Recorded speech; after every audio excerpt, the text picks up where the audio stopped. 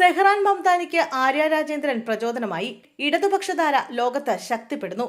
New York ഗവർണറായി തെരഞ്ഞെടുക്കപ്പെട്ട Zehran മംദാനിക്ക് Thiruvananthapuram mayor Arya രാജേന്ദ്രനും പ്രചോദനമായെന്ന് CPI സംസ്ഥാന സെക്രട്ടറി MV ഗോവിന്ദൻ.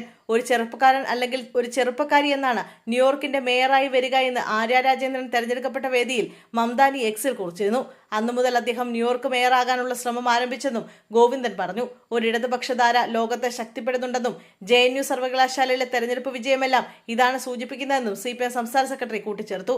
ഒരു ചെറുപ്പക്കാരൻ അല്ലെങ്കിൽ ഒരു ചെറുപ്പക്കാരി എന്നാണ് ന്യൂയോർക്കിന്റെ മേയറായി വരിക എന്ന് മംദാനി ട്വിറ്ററിൽ പങ്കുവച്ചത് തിരുവനന്തപുരം മേയറായി ആര്യ രാജേന്ദ്രൻ തെരഞ്ഞെടുക്കപ്പെട്ട സന്ദർഭത്തിലാണ്. ആവേശകരമായ ഒരു പശ്ചാത്തലമാണ് അതുണ്ടാക്കിയതെന്ന് അദ്ദേഹം ട്വിറ്ററിൽ എഴുതി. ഒരു ചെറുപ്പക്കാരി തിരുവനന്തപുരത്തിന്റെ മേയറായി തെരഞ്ഞെടുക്കപ്പെട്ടതിൽ അദ്ദേഹം അഭിവാദ്യം ചെയ്തു. ഇനി എന്നാണ് ഇങ്ങനെ ഒരാൾ ന്യൂയോർക്കിന്റെ മേയറാവുക എന്ന് അദ്ദേഹം എഴുതി. ആര്യ രാജേന്ദ്രൻ എന്ന അന്നത്തെ 21-കാരിയെ ശ്ലാഘിച്ചുകൊണ്ട് ആവേശകരമായ ചിത്രം തനിക്ക് തന്നെ സൃഷ്ടിക്കാനാവുമെന്ന ശ്രമം ആരംഭിച്ചുവെന്ന് വേണം ട്വിറ്ററിലെ മംദാനിയുടെ പ്രയോഗത്തിലൂടെ മനസ്സിലാക്കാൻ. ഒരു ഇടതുപക്ഷധാര ലോകത്ത് ശക്തിപ്പെടുന്നുണ്ട്.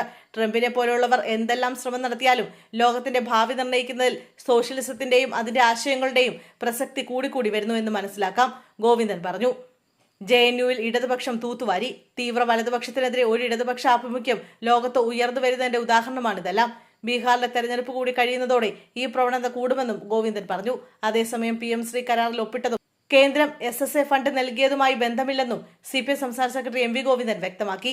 PM-ശ്രീ പദ്ധതിയിൽ നിന്ന് പിന്മാറിയതായി കേന്ദ്രത്തിന് കത്തയക്കുന്നത് വലിയ ഗൗരവമുള്ള കാര്യമല്ല. സർക്കാർ തലത്തിൽ സ്വീകരിച്ച തീരുമാനം സർക്കാർ കൈകാര്യം ചെയ്യും. ആരെയും പറ്റിക്കുന്ന പ്രശ്നമില്ല. ഫണ്ട് വാങ്ങാൻ പാടില്ലെന്നാണോ എല്ലാവരും ആഗ്രഹിക്കുന്നത്? എല്ലാ കാലത്തും ഫണ്ട് കിട്ടാതെ കേരളം തുലഞ്ഞു പോകണോ എന്നും ഗോവിന്ദൻ ചോദിച്ചു.